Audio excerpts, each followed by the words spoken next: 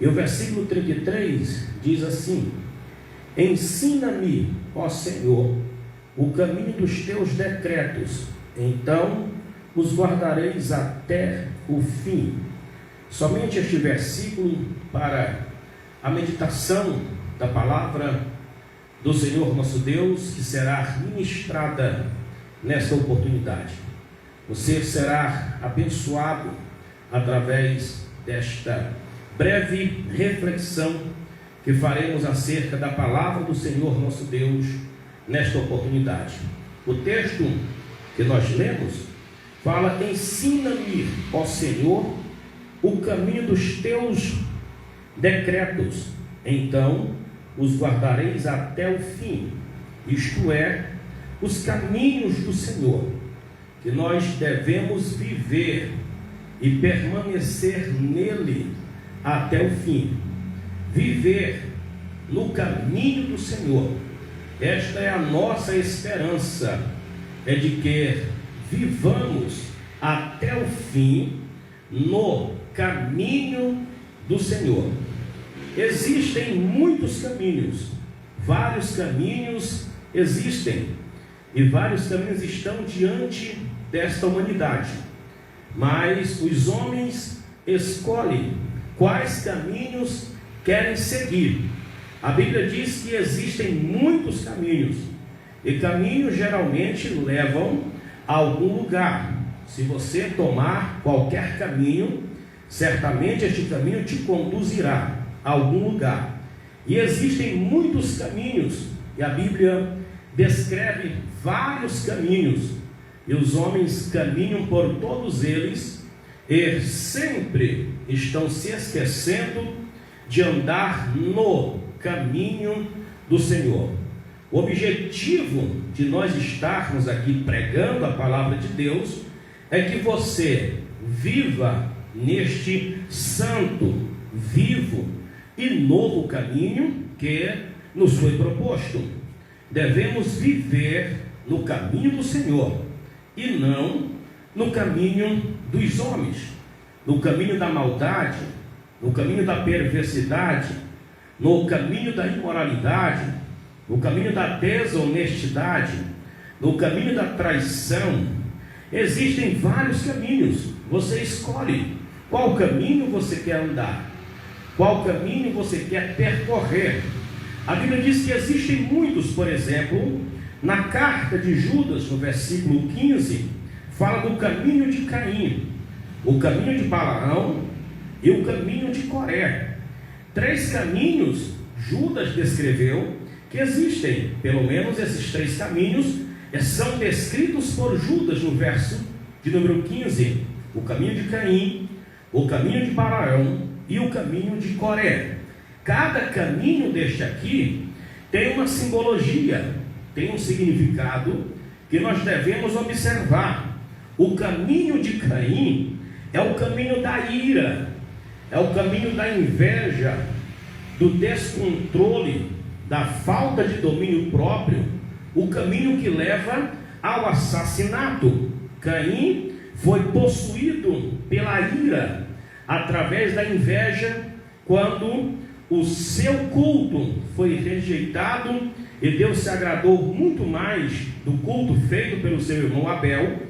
Essa inveja lhe trouxe uma ira tão terrível que ele chegou a matar o seu irmão. Este é o caminho da inveja, o caminho da ira, da falta de domínio próprio, pois Deus disse para Caim: porque o teu semblante está caído? Pois eu te digo uma coisa, o pecado jaz na tua porta, mas a ti cabe dominar. Ao homem cabe dominar os seus desejos, seus impulsos. Nós é que devemos dominar sobre o pecado e não sermos dominados pelo pecado. Pois quando nós somos dominados pelo pecado, a ira, a inveja, o assassinato, tudo quanto é tipo de pecado, de coisas ruins que nos afastam da presença de Deus, tomam conta de nosso corpo. Deus disse para Caim: o pecado jaz na tua porta, mas a ti cabe dominar. Cabe a mim, cabe a você dominar o pecado que é tão perto, nos rodeia, que está batendo na nossa porta, querendo nos consumir, querendo nos destruir, pois o pecado é algo que destrói, algo que mata, que rouba. O pecado, ele é altamente destrutível, e este é o caminho de Caim, o caminho do descontrole, da ira, da inveja, e que levou a cometer o primeiro assassinato. A Bíblia também fala do pecado que é o caminho de Balaão, que é o caminho da ganância. Números 22 e 30, o anjo de Deus diz para Balaão: o teu caminho é perverso diante de mim. O caminho de Balaão é um caminho de perversidade, pois é um caminho de ganância, um homem ganancioso, um homem que queria conquistar tudo, e não deu aquele valor principal para Deus e para a sua obra. Antes, os seus olhos brilharam pelo prêmio de Balaão. O caminho da perversidade é o caminho da ganância. Vivemos esta época em que homens se tornam gananciosos, profetas gananciosos, que aceitaram a proposta para causar destruição no próprio povo de Deus. Este é o caminho que foi lembrado lá no livro de Apocalipse, um desvio doutrinário. A ganância, a perversidade de Balaão levou o povo de Deus a cometer um desvio doutrinário. Muitas almas morreram naquele tempo, porque o profeta foi corrompido pela sua ganância e levou o povo de Deus a pecar. O povo de Deus foi destruído porque o profeta orientou de uma tal forma que o povo fosse destruído para que ele ganhasse o prêmio da riqueza. Este é um caminho de ganância, de perversidade. Vivemos numa época parecida, em que muita gente está morrendo, muita gente está sendo destruída por causa da ganância, da perversidade de muitas lideranças, muitos profetas que profetizam por dinheiro, que mentem, que enganam, e assim almas estão sendo destruídas. Nós devemos nos apropriarmos da palavra de Deus com toda a verdade e levar o ensino precioso da sua palavra para que as pessoas vivam e não morram. Pois quando o líder, o profeta é ganancioso, ele leva toda a congregação a um estado de morte, a se desviar. E este é o caminho de Balaão, o caminho da ganância, o caminho da perversidade. Tão certo como no mesmo versículo fala do caminho de Coré, que é o caminho da rebelião. Vivemos uma época de pessoas que se rebeliaram contra Deus, contra seus princípios, contra a sua palavra, contra suas doutrinas, contra a doutrina da palavra de Deus. Uma época de grande rebeldia. As pessoas querem ouvir de tudo, mas quando se trata de doutrina, as pessoas fogem da doutrina. As pessoas fogem do ensinamento sagrado. As pessoas querem ouvir todo tipo de palavra que massageia o seu ego, mas não quer ouvir uma palavra que lapida o seu caráter, que lhe põe no caminho certo, que lhe põe no caminho do céu. As pessoas querem seguir líderes gananciosos, líderes mentirosos, mas estão se rebelando contra a palavra deliberadamente. Este é o caminho de Coré, o caminho da rebelião. Este caminho mau que tem destruído milhares e milhares de cristãos, milhares e milhares de pessoas mundo afora, porque estão vivendo uma época de rebelião contra a palavra de Deus. Deliberadamente estão zombando da palavra de Deus, escarnecendo de Deus, da sua palavra, do seu povo. Uma época de grande rebeldia. As pessoas pregam que rebeldia são somente pessoas que se levantam contra seus líderes espirituais. Não, não é apenas isso. Existe tanto uma rebelião contra a sua liderança espiritual, como uma rebelião deliberada contra as escrituras sagradas, contra seus princípios, sua doutrina. Vivemos uma época de pessoas que estão andando por este caminho, o caminho de Coré, o caminho da rebelião, o caminho que distancia o homem de Deus. Porém, a palavra de Deus diz em Provérbios capítulo 14, verso 20, que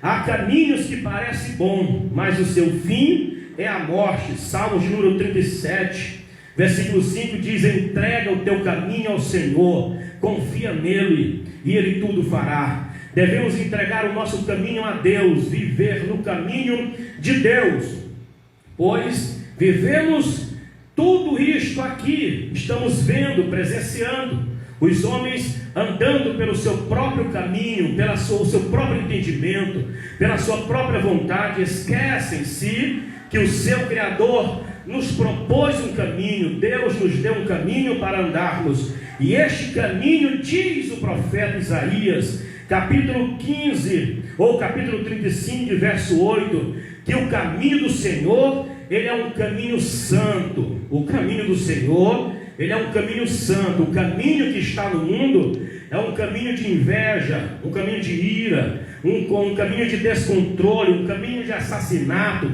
um caminho de rebelião, um caminho horrível, ganancioso e perverso. Mas o caminho de Deus, ele é um caminho santo, ou seja, um caminho separado. O que é santo é separado, santificação é separação. O caminho de Deus é um caminho santo, diz o profeta Isaías que ele é um caminho santo. E para andarmos no caminho de Deus, precisamos nos separarmos, nos santificarmos, para estarmos no caminho do Senhor, pois o seu caminho é santo, e todos aqueles que trilham por este caminho precisam buscar a santificação, pois a Bíblia diz que sem a santificação é impossível de chegarmos a Deus. Como a palavra diz, segui a paz com todos e a santificação, porque sem a qual ninguém verá a Deus. Precisamos buscar a santificação para andarmos no caminho do Senhor. Segundo, o caminho do Senhor